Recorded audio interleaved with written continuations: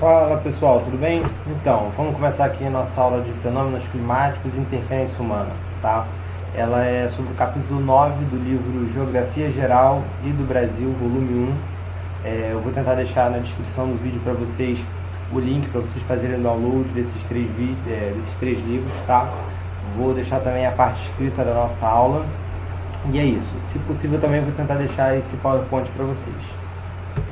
Bom, vamos lá, o que a gente vai tratar hoje? A gente vai tratar sobre as interferências humanas no clima, tá? Então, ou seja, toda ação antrópica que gera um impacto direto no clima, seja em nível local ou nível global, tá?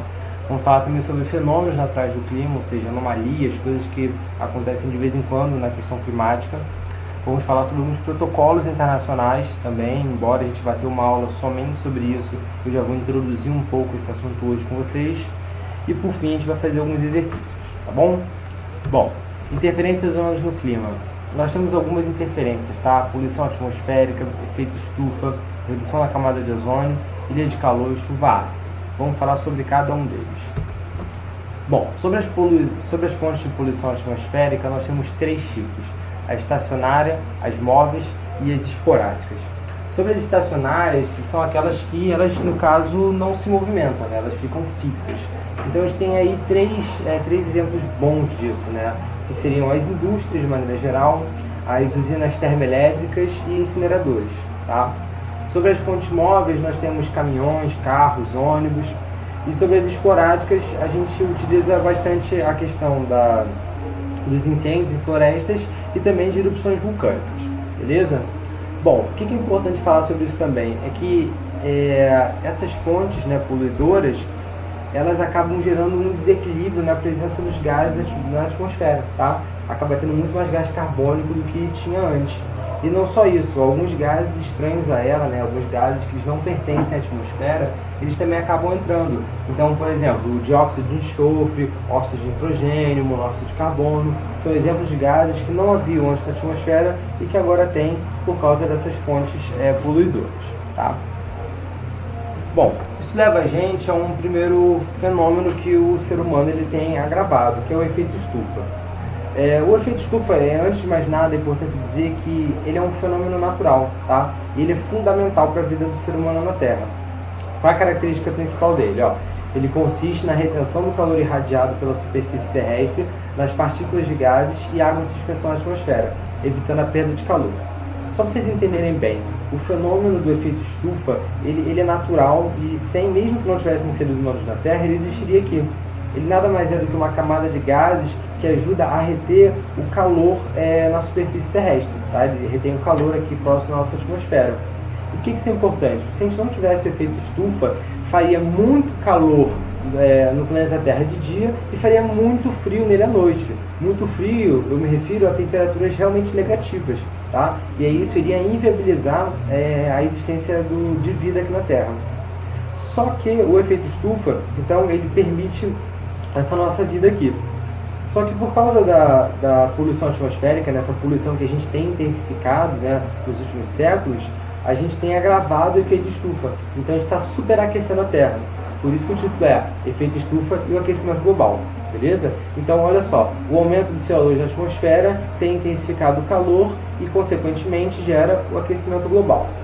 Bom, existe um painel internacional chamado Painel Intergovernamental de Mudanças Climáticas, do inglês IPCC, tá? E ele diz que a Terra vai aquecer entre 1,4 e 5,8 graus até o ano de 2100. Ou seja, daqui até 80 anos, né, na frente, a gente vai ter aí, em média, entre 1,4 e 5,8 graus mais quente na Terra, tá? E por que isso tem pontos positivos e negativos? Tem alguns pontos positivos que áreas onde hoje são mais frias, elas, ao aquecer, elas se tornariam mais agricultáveis, tá? Só que, de maneira geral, pessoal, os problemas, o aspecto negativo, ele é muito mais relevante nisso. Por que ele é muito mais relevante? Ele é muito mais relevante porque a gente não sabe exatamente como isso vai se dar em toda a superfície terrestre. Então, às vezes, com um aumento de 1 grau já na temperatura, você tem aí diversas espécies que deixarão de existir. E isso geraria o desequilíbrio de vários ecossistemas. Isso também faria com que as calotas polares derretessem ainda mais rápido. Isso poderia gerar o aumento com o aumento do nível do mar. Outra coisa que poderia acontecer é você perder áreas agricultáveis também pela questão da temperatura. Então, os efeitos negativos eles são muito maiores do que os positivos. Tá? Eu estou colocando aqui, grifando os dois, mas na realidade o efeito estufa ele é um grande problema, beleza? Bom, outra coisa que eu queria mostrar para vocês são as emissões globais e nacionais de CO2 entre 1960 e 2016. Percebam aí que nessa imagem, né, de 1960, a gente tem ali uma emissão bastante grande nos Estados Unidos, outras menores tanto na Rússia quanto na China, e maiores também em alguns países centrais da Europa, tá? Todo o restante do mundo, vocês percebam que ou não tem bolinha, ou a bolinha ela é o que? Muito pequena. Agora percebam só que já no ano de 2016, essas bolinhas aumentaram muito, né? A dos Estados Unidos está muito maior, a do Canadá também cresceu bastante, um pouco mais embaixo ali no México, a gente também tem uma bolinha bem grande. Percebam só a do Brasil, como ela modificou, né, entre 60 e 2016. Outros países da América do Sul também tiveram um crescimento tímido. Olha só a da África do Sul aqui, praticamente não tinha também, e agora ela é bem maior. A da Austrália também segue esse crescimento. Agora reparem só a da Índia. Olha como a da Índia cresceu. A Índia tinha muito pouco em 60 e atualmente ela é uma das maiores, tá? A China também cresceu bastante, ou seja, a questão da emissão de CO2 na atmosfera, ela aumentou muito nos últimos 60 anos, tá? De maneira descontrolada, né, em diversos países. Bom, vamos seguir aqui. A redução da camada de ozônio. Pessoal, o Sol ele emite radiação solar aqui na Terra, né? E aí isso é dividido em 3 tipos de luzes, tá? Nós temos a luz visível, a radiação infravermelho e nós temos 10% dela que é a radiação ultravioleta. Só que a radiação ultravioleta ela é muito perigosa, por quê? Porque ela é danosa à nossa saúde, tá? Ela é cancerígena. E a gente tem a camada de ozônio, né, que ela envolve a Terra, e ela basicamente bloqueia a chegada desses raios UV na gente, tá? Então a gente não entra em contato direto com isso, logo a gente não fica exposto a esse risco. Só que tem um gás chamado CFC, que é o clorofluorcarboneto, que ele começou a ser utilizado lá para a década de 70, 80, na indústria, e ele é utilizado como aerosol, né, para refrigeração de geladeira, ar-condicionado, solvente de embalagem, enfim, uma série de coisas o CFC ele é utilizado. E aí o que acontece? Esse CFC, quando ele entra em contato com a atmosfera, ele começa a agregar o ozônio, ele começa a gerar um buraco na camada. Vocês podem dar uma olhada nessa figura aqui ao lado, que mostra entre 79, 98 e 2000, um acréscimo, né, um aumento muito grande aqui desse buraco na camada de ozônio. E aí o que acontece? Com esse buraco na camada de ozônio, a radiação ultravioleta ela chegaria de maneira muito mais intensa aqui na Terra, o que afetaria o quê? A nossa saúde humana. Tendo em vista isso, foi feito um protocolo de Montreal, em 1986, que seria um esforço, né, para redução e para substituição do CFC até 96. Tá? Então o que acontece? Nesse período houve uma pressão internacional muito forte, tá, para a substituição do CFC. Isso gerou resultado. De fato a gente conseguiu substituir o CFC e atualmente a camada está se regenerando. Tá? Ela está se regenerando e acredita-se que até o ano de 2050 ela possa estar aí completamente regenerada. Bom, isso é um assunto importante, um assunto bem corriqueiro nas provas, então peço que vocês anotem com carinho essa questão da redução da camada de ozônio, tá? Anotem também o nosso último ponto, que é o efeito estufa. Aquele então é talvez um dos mais famosos, né? O efeito estufa é um dos mais famosos que a gente tem, já caíram algumas vezes na prova, então fiquem atentos a isso, tá? Vamos seguir aqui. Bom, as ilhas de calor. Cara, o que são as ilhas de calor? Olha só. Elevação das temperaturas médias nas áreas urbanas das grandes cidades. Ou seja, as grandes cidades elas concentram temperaturas maiores do que em áreas menos urbanizadas ou áreas rurais, tá? E ela cria um verdadeiro efeito estufa localizado.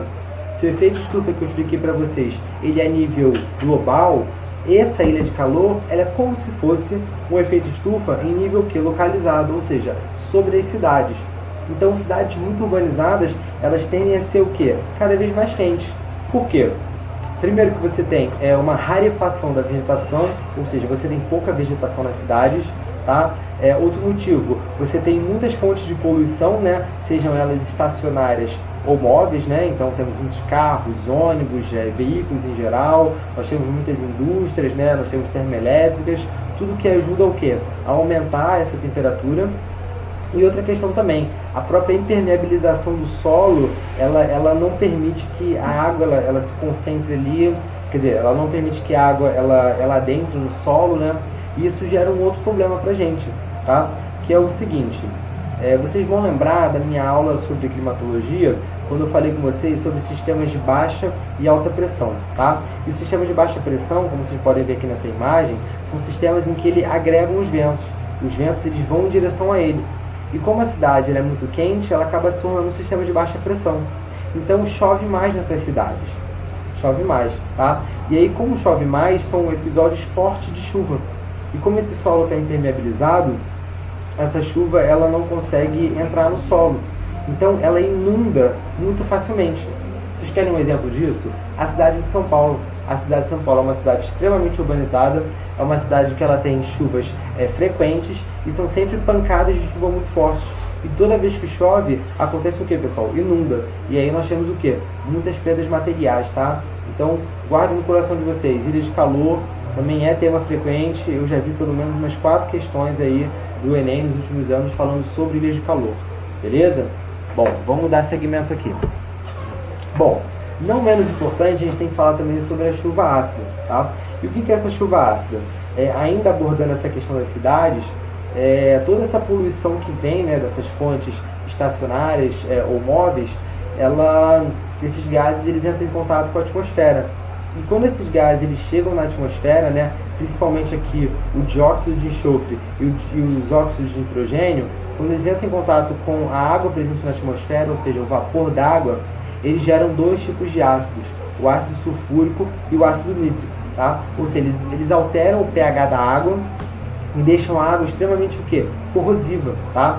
E essa água corrosiva, quando precipita, né, quando chove, ela consegue corroer alguns monumentos, ela corrói a cobertura vegetal, ela ajuda na acidificação de lagos, na acidificação dos solos, ou seja, ela começa a gerar um desequilíbrio nos ecossistemas, tá? Então isso prejudica a nossa agricultura, prejudica a fauna, prejudica a flora, tá? E também os nossos monumentos urbanos, beleza? Ou seja, a chuva ácida ela é um grande problema. Ela também ficou muito famosa na década de 70, foi ela uma das primeiras alterações, né, do ser humano assim, em larga escala na natureza, que fez com que a gente começasse a prestar mais atenção no clima. Mas isso eu vou falar com vocês numa aula futura, beleza? Outra coisa importante de falar também, essa chuva ácida, ela não necessariamente, né, ela chove na cidade, porque os regimes de ventos, né, eles levam essas chuvas para outros locais, ou seja, áreas menos urbanizadas que não contribuíram diretamente com esses gases na atmosfera, eles também recebem chuvas ácidas. Então o que acontece? Isso é um problema generalizado, beleza? Bom, agora nós temos que falar sobre os fenômenos naturais do clima. E aí nós temos 3 fenômenos aqui que eu destaquei para vocês. A inversão térmica, o El Niño e a Laninha. Bom, sobre a inversão térmica, é importante falar que esse é um fenômeno natural, tá? É um fenômeno extremamente natural. Eu já havia conversado com vocês que o ar quente ele tende a subir, né? E conforme a gente vai subindo na nossa atmosfera, ela vai ficando cada vez mais fria. E eu não sei se vocês lembram, mas esse era um dos fatores climáticos, né? A altitude. Conforme a gente vai subindo, né? A altura vai ficando mais alta, a temperatura vai descendo. Então vocês podem perceber aqui nesse primeiro esquema, né, que o fluxo normal é esse. Você tem o mais quente baixo, o ar mais frio em cima e o ar mais frio ainda logo mais acima, beleza? Só que o fenômeno da inversão térmica, ele é o quê? Ele é um fenômeno em que um ar frio fica preso abaixo de um ar quente. Ou seja, em vez de ser frio, em vez de ser quente até o mais frio, não. Fica um arzinho quente preso entre uma camada e outra, tá? E o que acontece? Essa diferença de temperatura ela nem é muito grande na realidade, ela não chega nem a 1 grau de diferença. Só que ela ajuda a reter o ar. E isso acontece nas primeiras horas do dia, tá? Então esse ar ele fica parado e retido. Esse é um fenômeno natural e ele não gera problema nenhum. a não ser que você esteja numa grande cidade extremamente urbanizada e que tenha muitas fontes de quê? De poluição, tá? Como é, por exemplo, também a cidade de São Paulo. E aí o que acontece? Nessas primeiras horas do dia, esse ar que fica parado, ele começa a acumular toda essa poluição que tem na cidade. E isso prejudica quem? Prejudica nós seres humanos, tá? Então as pessoas elas costumam ter mais problemas respiratórios nessas cidades e principalmente nesse período do dia. Isso acontece no Rio de Janeiro também? Acontece no Rio de Janeiro. Quer um outro lugar que isso também acontece muito? Na China, tá? Na China isso acontece demais. E aí não é raro as pessoas andarem de máscara nas ruas, tá? Essa imagem aqui que vocês estão vendo é a visualização desse efeito que eu estou falando para vocês. Vocês conseguem ver que tem uma camada bem acinzentada aqui, ó, logo acima dos prédios. E é justamente esse momento da inversão térmica, tá? Conforme o dia vai passando, né, e o vento começa a soprar, esse vento ele começa a se dispersar e aí esse fenômeno acaba, tá? Só para vocês terem uma ideia, agora nesse momento de quarentena que a gente está passando, a cidade de São Paulo ela está com esse efeito muito mais atenuado. Eu vi na internet uma matéria, né, que mostrava uma foto das primeiras horas do dia antes da quarentena e agora no período da quarentena. Esse efeito da inversão térmica ele praticamente não é percebido. Por quê? Porque as pessoas estão muito mais em casa, as indústrias estão mais paradas, então a gente está tendo muito menos poluição, beleza? Bom, vamos dar seguimento aqui. Bom, a gente tem também um outro fenômeno bem famoso em escala global, que ele é conhecido como El Niño, tá? Ele dura entre 2 e 7 anos e ele é conhecido pelo quê? Ele é conhecido pelo aquecimento das águas superficiais do Oceano Pacífico. E aí, como é que isso se dá? Os ventos alísios, eles sopram de leste para oeste, né, no caso aqui da direita para a esquerda, e eles sopram com uma intensidade grande. Só que durante o período dos ventos alísios, durante o período do El Niño, esses ventos eles perdem força. Ou seja, essa região mais quente que viria aqui, ó, do sudeste asiático, ela começa a vir aqui para o Pacífico. Então a água ela começa a se aquecer nessa parte do oceano. E aí que esse aquecimento da parte do Oceano Pacífico, ele faz com que a gente tenha uma diferença bem grande das massas de ar que ocorrem no mundo, tá? Porque essa é uma região que normalmente ela seria mais o quê? Seria mais fria. Então, esse descompasso entre as massas de ar, as zonas de alta e baixa pressão do mundo, eles fazem com que outras regiões, elas também tenham diferenças. Então, por exemplo, o fenômeno do El Niño, ele causa uma secura, né, um período de seca bem grande aqui no Nordeste brasileiro. Ele deixa o nosso Sudeste brasileiro bem mais quente também, porque ele ajuda a desviar a massa polar que vem do Sul. Então, assim, ele gera um desbalanço muito grande entre diversas regiões do planeta, tá? Existe também um outro fenômeno, que é o fenômeno da Laninha, que ele é justamente o contrário. Ele provoca o quê? Um esfriamento maior até dessas águas do Pacífico. E aí ele causa épocas chuvosas em outras regiões do mundo, inclusive no nosso Nordeste brasileiro. Fica mais chuvoso nesse período. Ele fica mais frio, por exemplo, no nosso Sudeste, tá? Então, um fenômeno, ele gera mais calor em uma região, ele gera mais o quê? Frio em outra. Vocês podem ver nessa imagem aí, esses dois fenômenos juntos, tá? E tem uma outra coisa também que eu acabei passando meio rápido aqui, é que esse fenômeno ele pode ser previsto, né, entre 6 a 9 meses de antecedência, e ele exige políticas públicas mais acentuadas de diversos governos, porque a gente ainda não consegue prever exatamente o porquê eles acontecem. Ainda não existem estudos o bastante para entender o porquê desse acontecimento. Mas quando eles acontecem, eles acabam modificando muito as dinâmicas regionais, tanto do clima, né, como da precipitação, e isso se reflete diretamente na agricultura. Então tem locais em que a gente tem uma seca prolongada, outros a gente tem muitas inundações, acabam perdendo muitas plantações, e aí isso demanda uma certa atenção dos governos. Beleza? Bom, isso leva a gente a falar um pouco sobre os protocolos internacionais. Isso vai ser um tema central de uma próxima aula nossa, mas eu já posso adiantar para vocês o protocolo de Kyoto, que foi um protocolo lançado em 1997 e que ele preconizava o quê? Que as grandes potências, principalmente, né, os países mais desenvolvidos, deveriam reduzir em 5,2% a emissão de CO2. E por que isso? Isso iria fazer com que a gente conseguisse retardar o aquecimento global. Tá? Muitos países assinaram isso na época, dentre eles os Estados Unidos, só que no ano de 2001 os Estados Unidos alegaram dificuldades em cumprir esse projeto, né, do protocolo de Kyoto, e eles acabaram abandonando isso por motivos econômicos.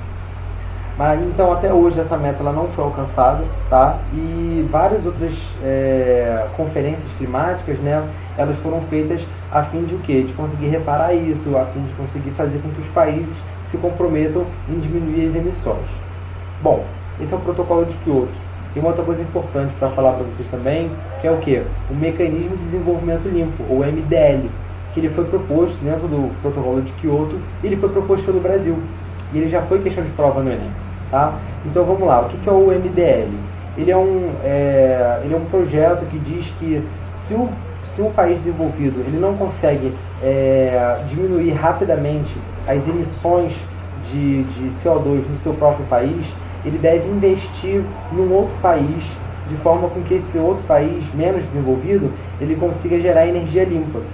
Então isso deu início àquilo que a gente já ouviu falar como crédito de carbono, tá? Que é mais ou menos uma licença para um país rico poder continuar poluindo, desde que ele se comprometa a melhorar a condição de outro país, beleza? Enfim, essa é a parte que a gente tinha conceitual da aula. Agora, o que eu quero de vocês? Eu vou passar para vocês uns exercícios, e aí vocês vão pausando aí o vídeo, fazendo, e a gente conversa em cima disso, tá bom? Vamos lá, pessoal, continuar a questão aqui. O potencial brasileiro para transformar a lixo em energia permanece subutilizado. Apenas pequena parte dos resíduos brasileiros é utilizada para gerar energia, ou seja, o Brasil não utiliza muito bem a energia que ele pode tirar dos lixões. Contudo, bons exemplos são os aterros sanitários, que utilizam a principal fonte de energia ali produzida. Alguns aterros vendem créditos de carbono com base no Mecanismo de Desenvolvimento Limpo, o MDL, do Protocolo de Kyoto.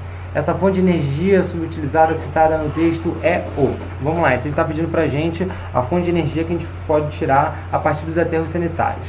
Letra A. Etanol obtido a partir da decomposição da matéria orgânica por bactérias? Não, pessoal, a gente consegue tirar etanol, mas não é desse jeito, tá? O etanol ele é da fermentação da cana-de-açúcar.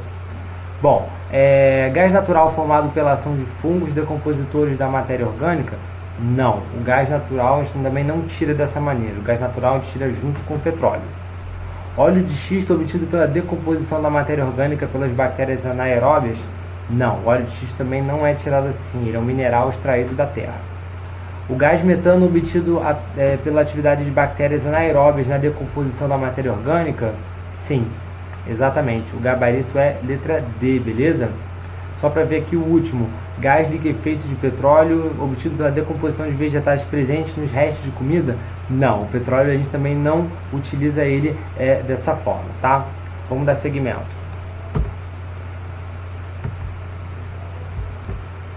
Só para a gente poder entender um pouco melhor essa questão do gás metano, os aterros sanitários, né, os produtos que lá ficam, né, todo aquele lixo, os lixos de matéria orgânica, eles acabam se decompondo, e na decomposição deles, eles liberam uma série de gases. E dentre esses gases tem o gás metano, que ele pode ser utilizado, tá, para poder produzir um biocombustível a partir disso. Só que o que acontece? A eficácia dele ainda é considerada baixa, tá? Ainda é uma eficácia baixa, e se esses aterros não forem bem controlados, podem ocorrer explosões. Inclusive, tem relatos no jornal aqui do Rio de Janeiro de alguns aterros sanitários que tiveram explosões. Se não me engano, já aconteceu isso no de Gramacho, tá? Só para vocês ficarem atentos. Bom, vamos lá, prova 2016, questão 18. Segundo a Conferência de Kyoto, os países centrais industrializados responsáveis históricos pela poluição deveriam alcançar a meta de redução de 5,2% do total de emissões, segundo níveis de 1990. O nó da questão é o enorme custo desse processo, demandando mudanças radicais nas indústrias para que se adaptem rapidamente aos limites de emissão estabelecidos e adotem tecnologias energéticas limpas. A comercialização internacional de créditos de sequestro ou de redução de gases causadores do efeito estufa foi a solução encontrada para reduzir o custo global desse processo. Ou seja, estava sendo muito caro e muito difícil para os países conseguirem fazer isso de maneira rápida. Então eles criaram um mercado paralelo de carbono que faria com que países ou empresas, né, que consigam reduzir abaixo, ou seja, consigam reduzir mais do que o necessário, eles possam vender esse excedente para outros países ou indústrias, tá? Que é basicamente o que ele diz aqui, ó, países ou empresas conseguirem reduzir as emissões abaixo de suas metas, poderão vender esse crédito para outros países ou empresas que não consigam. Então o que acontece? O capitalismo é incrível mesmo, né? Eles conseguiram comercializar, gerar um produto, né, comercial em cima de algo que antes não existia, né? Então até mesmo essa economia do meio ambiente, né, essa questão de você não poluir tanto, isso agora já pode ser rentabilizado. Bom, vamos lá. As posições contrárias à estratégia de compensação presente no texto relacionam-se à ideia de que ela promove a retração dos atuais níveis de consumo. Não, muito pelo contrário, o consumo ele se mantém, tá? Tanto que as empresas e países estão com dificuldades de diminuir a sua emissão, porque eles não querem parar de quê? De produzir, e isso logo não pararia o consumo. B. Surgimento de conflitos de caráter diplomático. Não necessariamente, muito pelo contrário, esse comércio ele até amplia a diplomacia entre diversos países. C. Diminuição dos lucros da produção de energia. Não, na realidade não, até porque essa energia ela não está nem sendo substituída, né, da forma que deveria. D. Desigualdade na distribuição do impacto ecológico. Sim, porque muitos países centrais, ou muitas empresas de países centrais, elas acabam não diminuindo a sua demanda, né, de poluição, né, eles continuam poluindo da mesma forma. E já outros países, né, conseguem diminuir. Então você não teria uma redução por igual em nível global dessa poluição. Ela ficaria concentrada em locais que consigam diminuir e outros não, tá? Então o nosso gabarito é a letra D, beleza? Vamos dar seguimento aqui. Questão 2017, questão 72. Bom, trata-se da perda progressiva das atividades de biomas inteiros, afetando parcelas muito expressivas de domínios subúmidos e semiáridos em todas as regiões quentes do mundo.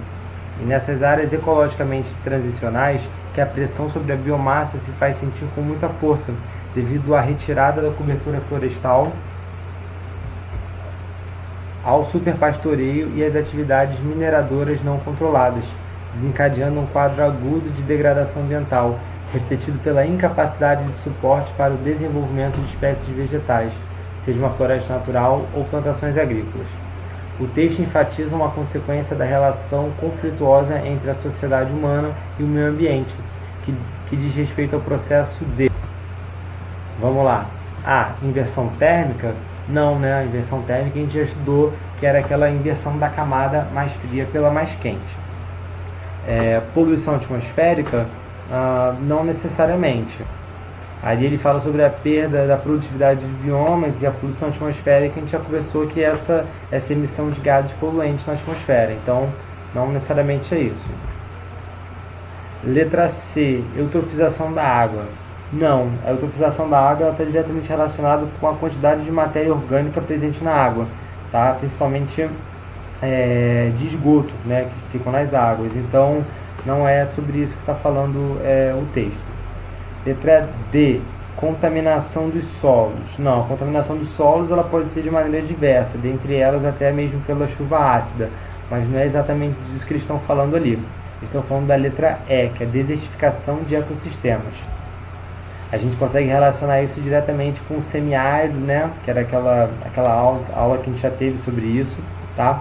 Enfim, isso aqui é uma questão que eu coloquei para vocês, em que a resposta ela não falava diretamente sobre o que a gente deu na aula, né?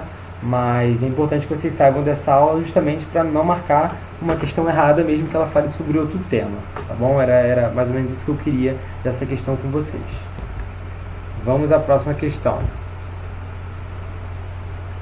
2012, questão 53. O rótulo de um desodorante aerosol informa ao consumidor que o produto possui em sua composição os gases isobutano, butano e propano, dentre outras substâncias.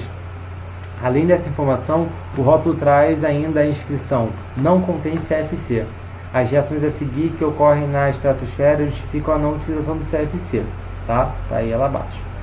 A preocupação com as possíveis ameaças à camada de ozônio baseia-se na sua principal função, proteger a matéria viva na Terra dos efeitos prejudiciais dos raios solares ultravioleta. A absorção da radiação ultravioleta pelo ozônio estratosférico é intensa o suficiente para eliminar boa parte da fração de ultravioleta que é prejudicial à vida. A finalidade da utilização dos gases isobutano, butano e propano neste aerosol é... Vamos lá, qual o gabarito? Coloquei para vocês letra A, beleza? Substituir o CFC, pois não reage com o ozônio, servindo como gases propelentes em aerosóis. Pessoal, exatamente o que a gente tinha falado na sala de aula, né? Naquele momento em que, enfim, o que a gente tinha dito, o CFC ele teve uma campanha de estímulo à substituição, né, dele durante a década de 80. Isso acabou surtindo efeito. Então esses outros 3 elementos aí, eles ajudaram a poder manter a produção industrial, né, para os equipamentos continuarem sendo produzidos, mas não mais utilizando o CFC, tá bom? Bom, esse daí é o gabarito das questões da nossa aula, espero que vocês tenham entendido, e aí depois a gente troca uma ideia para poder tirar as dúvidas, valeu? Um abraço, se cuidem.